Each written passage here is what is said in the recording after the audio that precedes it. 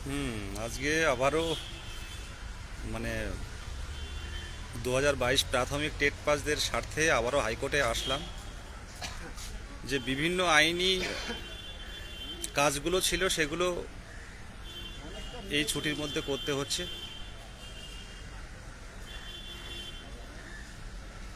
তো যেটা বলার, হয়তো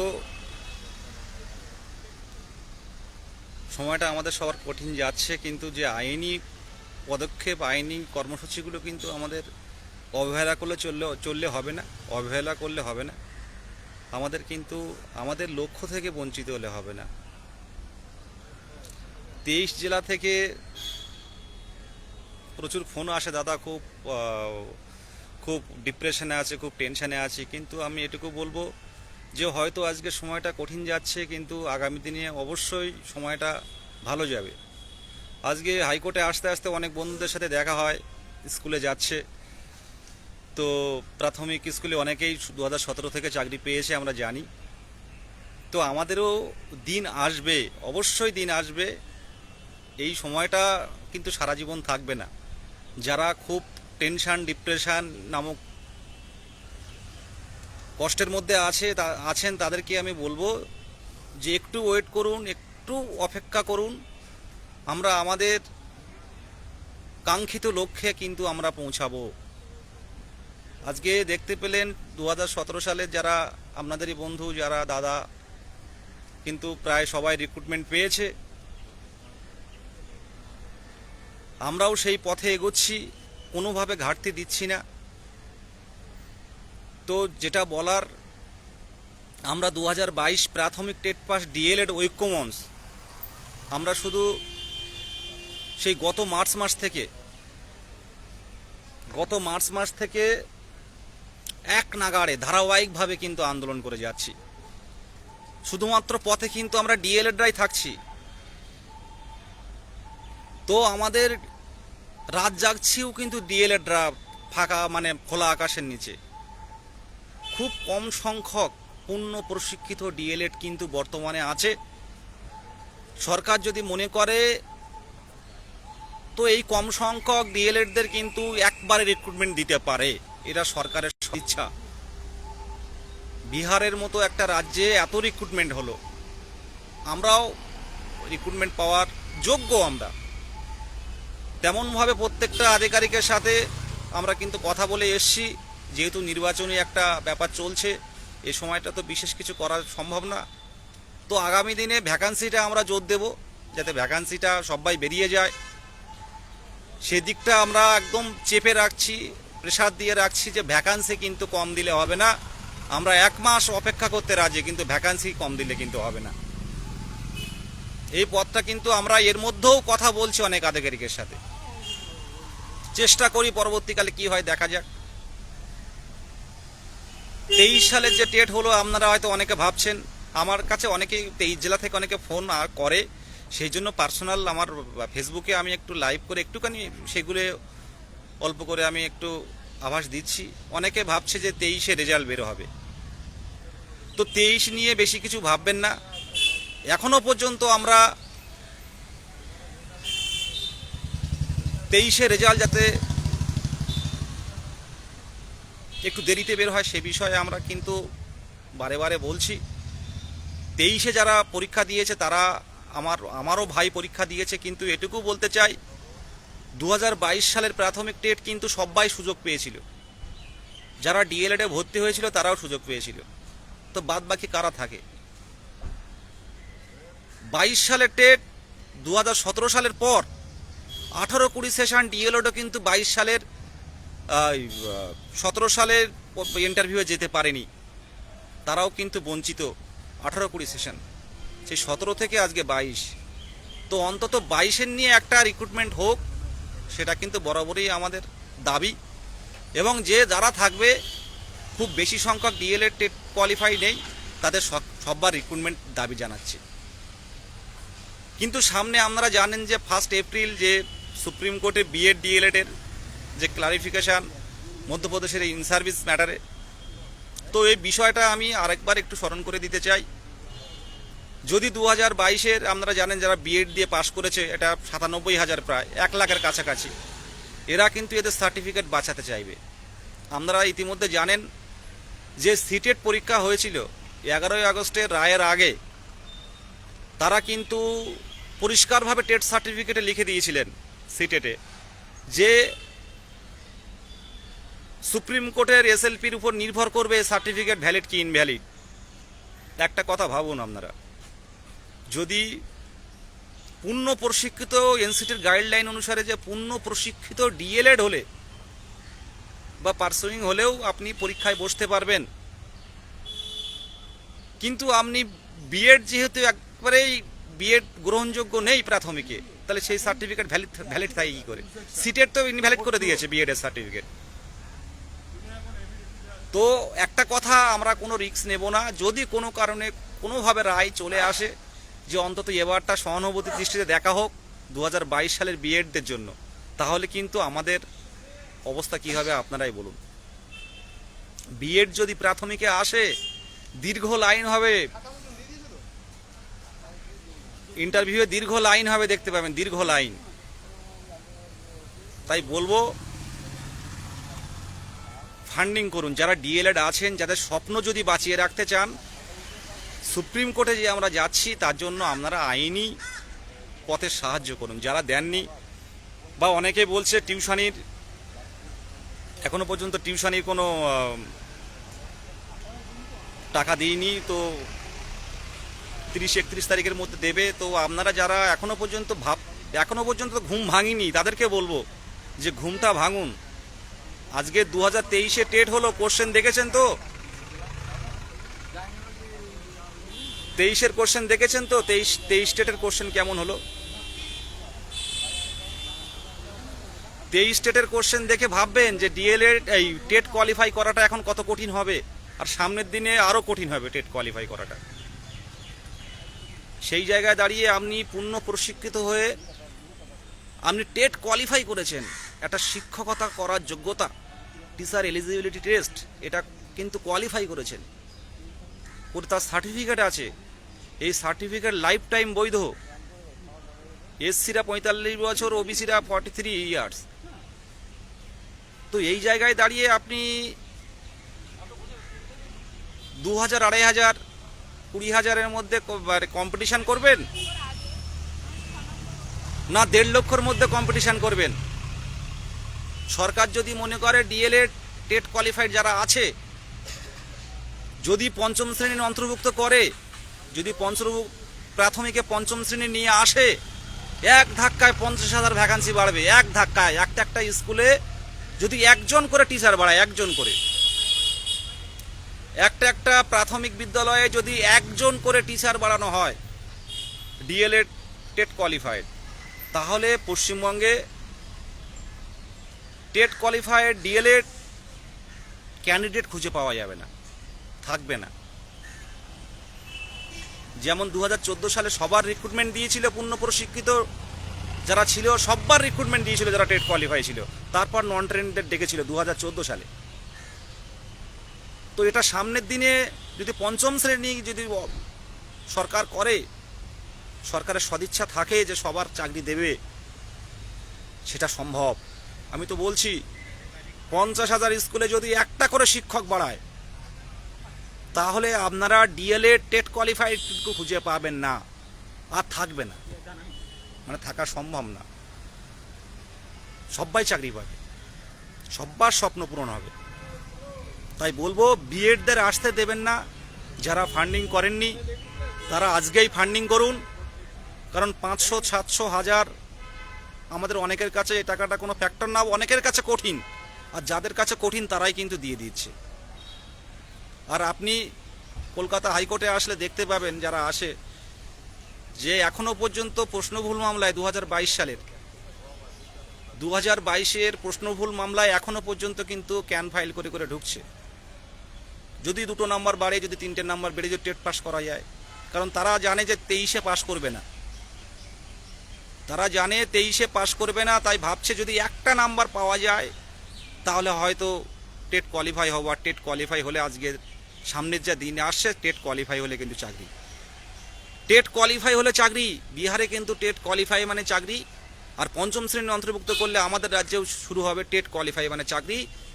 প্রাথমিক টেট পাস পূর্ণ প্রশিক্ষিতদের কিন্তু খুঁজে পাওয়া যাবে না, যদি সরকারের সদিচ্ছা থাকে। কথাগুলো অপ্রিয় সত্য কথা আমি বললাম।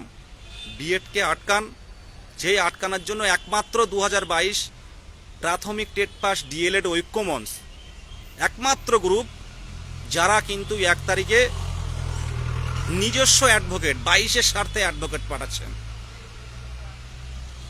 22-এর স্বার্থে একমাত্র গ্রুপ, আবারও বলছি, পশ্চিমবঙ্গের একমাত্র গ্রুপ 2022 প্রাথমিক টেট পাস ডিএলএড ঐক্যমঞ্চের পক্ষ থেকে 23 জেলা, আপনারাই 23 জেলা, আপনারাই 2022 প্রাথমিক টেট উত্তীর্ণ, আপনারাই কিন্তু অ্যাডভোকেট পাঠাচ্ছেন। আর আপনাদের মধ্যে যারা এখনো পর্যন্ত ফান্ডিং করেননি তাদেরকে বলবো আজকের মধ্যে ফান্ডিং করুন, আজকের মধ্যে ফান্ডিং করুন। সামনে আমাদের কিন্তু অনেক অনেক সুযোগ আসতে চলেছে যদি ডিএলএডরা থাকে।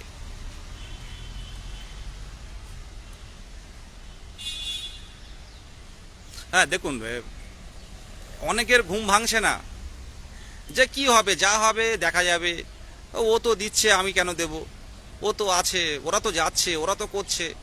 এই এই মেন্টালিটিটা পরিবর্তন করার দরকার আছে। কারণ দিনরাত আমাদের যাদের 23 জেলা ঐক্যমঞ্চের অ্যাডমিন নেই এমনও, আমাদের পূর্ব বর্ধমানের ব্রহ্মা থেকে, স্বস্তি রানী থেকে, মল্লিকা থেকে, আমাদের সদানন্দ থেকে, এরকম অনেকেই আছে, নাম বললে নাম না বললে আরও ভুল হবে।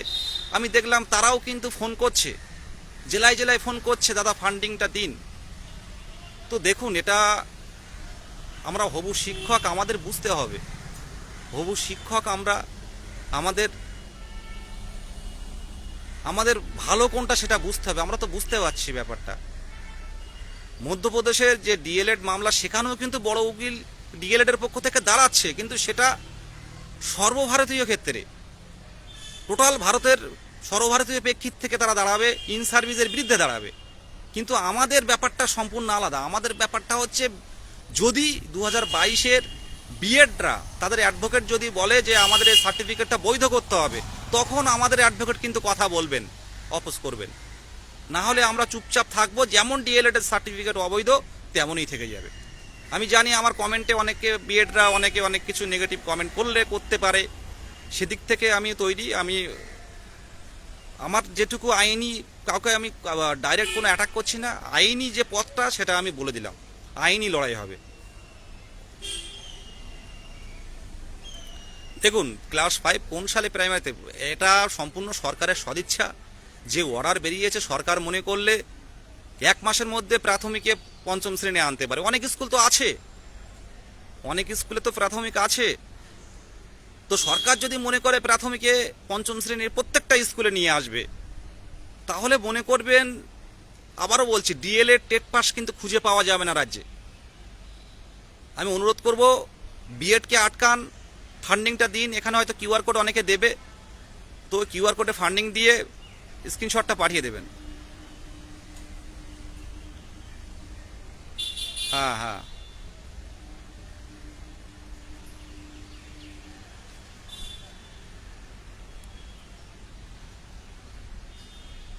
কারোর কিছু জানার থাকলে আপনারা কমেন্ট করতে পারেন। কিছুক্ষণ আছি, আমি এই কথা বললাম অ্যাডভোকেটের সাথে। আমাদের যে 2022 প্রাথমিক টেটের যে কিছু আইনি পথ ছিল, আইনি পথে যাচ্ছি, সবগুলো সোশ্যাল মিডিয়াতে বলা সম্ভব হয় না।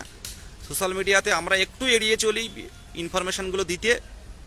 তো কারোর যদি কিছু জানার থাকে পার্সোনালি জানতে পারেন সোশ্যাল মিডিয়াতে।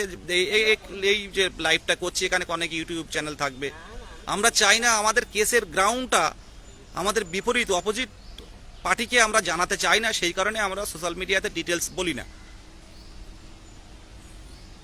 হ্যাঁ দেবশ্রীদি, হ্যাঁ দাদা, কি হবে, আমাদের কিছু করুন প্লিজ। অবশ্যই তো পথে আছি, দেখুন পথে আছি, চেষ্টা করছি। সকল কাজ ফেলে দিয়ে তো প্রত্যেক দিনই প্রায় হাইকোর্টে আসতে হয়। ইন্টারভিউ নোটিশ আসবে, এই টাইমটা সম্ভব নয়। হ্যাঁ দাদা, কেমন আছো? অনিমেষ গোস্বামী। হ্যাঁ, বাঁকুড়ায় তো খুব গরম এখন। চাকরি হবে, ভগবানের প্রতি, আল্লাহর প্রতি ভরসা রাখো। এখান থেকে গিয়ে এখান থেকে বাম সাইডে, হ্যাঁ হ্যাঁ। হ্যাঁ, একটা রুমের পরেই। এটাই তো এগোটা, হ্যাঁ ঠিক আছে। রাস্তা একটাই। একদম বিএড আটকানোর রাস্তা 1 এপ্রিল ক্লারিফিকেশনে ক্লিয়ার হয়ে যাবে। যদি বিএড এর পক্ষ থেকে কিছু আর্গুমেন্ট করা হয় 22-এর টেট পাস সার্টিফিকেট, তখন আমাদের অ্যাডভোকেট কথা বলবেন। তার আগে আমরা কোনো কথা বলবো না। যে রায় 11ই আগস্ট ছিল সেটাই বলবৎ থাকবে। এই কথাটা একটু ভালো করে শুনবেন আমার কথাটা। যদি 1 April Paschimbanga 2022 TET pass BEd এর পক্ষ থেকে অ্যাডভোকেট যদি কিছু বলেন ওদের সার্টিফিকেটের ব্যাপারে, তখন আমাদের সিনিয়র অ্যাডভোকেট কিন্তু কথা বলবেন। তিনি কিন্তু আর্গুমেন্ট করবেন তখন। যদি সেরকম কোনো কিছু না ওঠে তাহলে কিন্তু আমাদের কিছু বলার নেই। 11ই আগস্টের রায়, সুপ্রিম কোর্টের রায় বলবৎ থাকবে। হ্যাঁ, সার্টিফিকেট মামলাটা খুব দ্রুত উঠবে। হ্যাঁ, আমি তো ভরসা, তোমরা আছো বলেই তো ভরসা পাই। তোমরা যেভাবে 27 তারিখে 4 তারিখে আন্দোলন করে দেখিয়েছো, কারোর নখ উঠে গেছে, কারোর হাতের কবজি ছেড়ে মানে করে গেছে, কারোর সোনার আংটি হারিয়ে গেছে, কারোর মানে খুব ক্ষতি হয়েছে। মানে অনেকের তো খুব মানে লড়াইগুলো করতে গিয়ে অনেক প্রতিবন্ধীরা আসে, কাঁদে। দাদা, আমার প্রতিবন্ধী, আমার শারীরিক প্রতিবন্ধী হলেও আমি মানসিক দিক থেকে খুব স্ট্রং। আমি আন্দোলনে যাব। অনেক দিদিরা আছে, অনেকের পেশেন্ট আছে, অনেকের আলসার হয়ে আছে, সেই অবস্থায় আসছে। অবাক লাগে। 23 জেলা থেকে যখন ফোন করে বিভিন্ন অসুবিধার কথাগুলো তুলে ধরে, তখন বাড়িতে বসে থাকা যায় না, যে দেখি চেষ্টা করি কি করা যায়।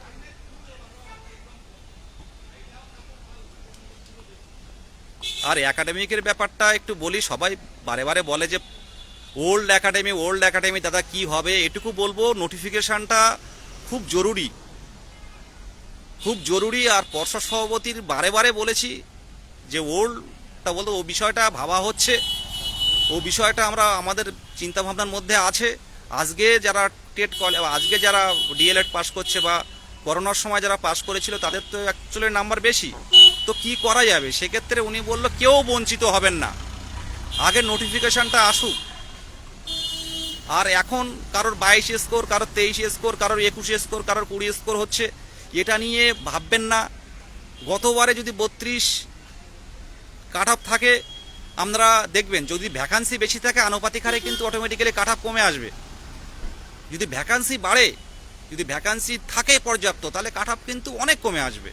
এটা নিয়ে অহেতুক 17-র রেজাল্ট দেখে আপনারা কষ্ট পাবেন না, সারাদিন টেনশন করবেন না। নিজে সুস্থ থাকুন। যে সামনের দিন হোলি উৎসব থেকে শুরু করে যেসব উৎসব, সামনের এই রমজান মাস, সামনে ঈদ, এগুলো কাটান। পথে তো আছি আমরা, লড়াই হবে।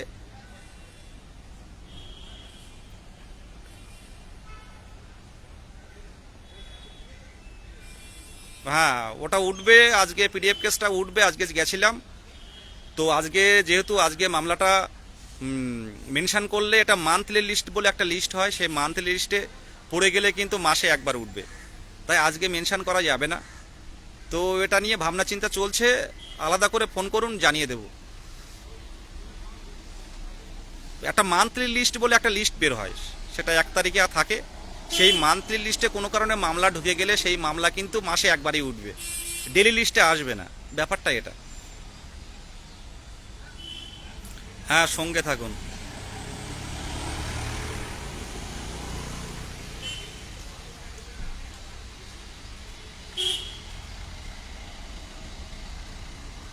হ্যাঁ, 18-20 সেশন তো সত্যি, 18-20 সেশন 2017 সাল থেকেই বসতে পারেনি। 2017 পরীক্ষাতেই বসতে পারে, টেটে বসতে পারেনি। তো 18-20 সেশন কিছু একটা করবে, ভালো হবে এবং সুরাহা অবশ্যই হবে। একদম জয় হবেই। হয়তো এই সময়টা আমাদের খারাপ যাচ্ছে, কিন্তু একটা দিন আমরা জয় পাবই। হ্যাঁ, বা যে ওই কিউআর কোডে যেটা আছে আপনারা সেই অনুযায়ী করবেন। হ্যাঁ, 20-22-এর ব্যাপারটা বলছি। 20-22-এর যারা 20-22 যারা টেট মানে ডিএলএড ডিএলএড পাস করেছেন 20-22 তাদের সার্টিফিকেট এখনো পাননি।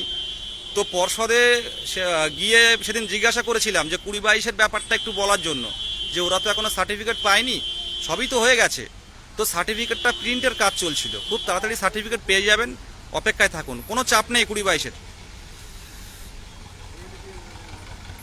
হ্যাঁ অরুণবাবু, আমি ভালো আছি, ভালো আছি, মোটামুটি ভালো আছি এই বলতে হয় ভালো আছি, কিন্তু সময়টা খুব কঠিন সময়। কারোর কিছু যদি জানার থাকে টেক্সট করতে পারেন, মানে কমেন্ট করতে পারেন, আমি যতটা পারি একটু বলবো। 1 তারিখের বিষয়টা আপনারা দেখুন, অনেকে তো বিভিন্ন গ্রুপে নেই, 1 তারিখের বিষয়টা দেখুন। 1 তারিখটা কিন্তু আমাদের কাছে একটা ভাইটাল দিন হতে চলেছে। বিএডরা যদি চলে আসে, যেটুকু স্বপ্ন দেখছিলেন সেই স্বপ্ন কিন্তু অধরা হয়ে যাবে। ভালো আছি।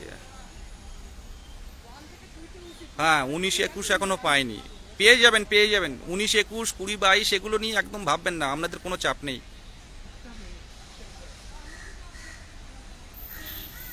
হ্যাঁ 22-24টা দেখুন কি করবেন, পর্ষদ কি করে। 20-22 মামলাটা দেরি আছে। 19-21 সার্টিফিকেটটা পেয়ে যাবেন মিজানুর ভাই, খুব দ্রুত পাবেন, এর চাপ নেই। 19-21 20-22 কোনো চাপ নেই।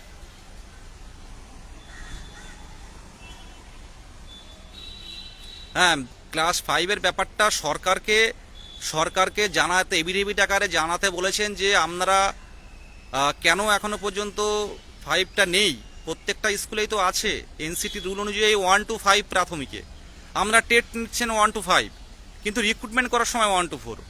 তাহলে এই যে 5 ক্লাসটা কোথাও আছে প্রাথমিকে, কোথাও নেই, কোথাও খাতা কলমে থাকলেও কেউ ভর্তি করছে না, তাহলে বাচ্চাদের প্রকৃত শিক্ষা থেকে, বাচ্চাদের মনোবিজ্ঞান সম্মত শিক্ষা থেকে তো বঞ্চিত হচ্ছে। আরে বঞ্চিত হতে দেওয়া যেতে পারে না। তো এটা এভিডেভিট আকারে 3 সপ্তাহের মধ্যে মনে হচ্ছে দিতে বলেছে।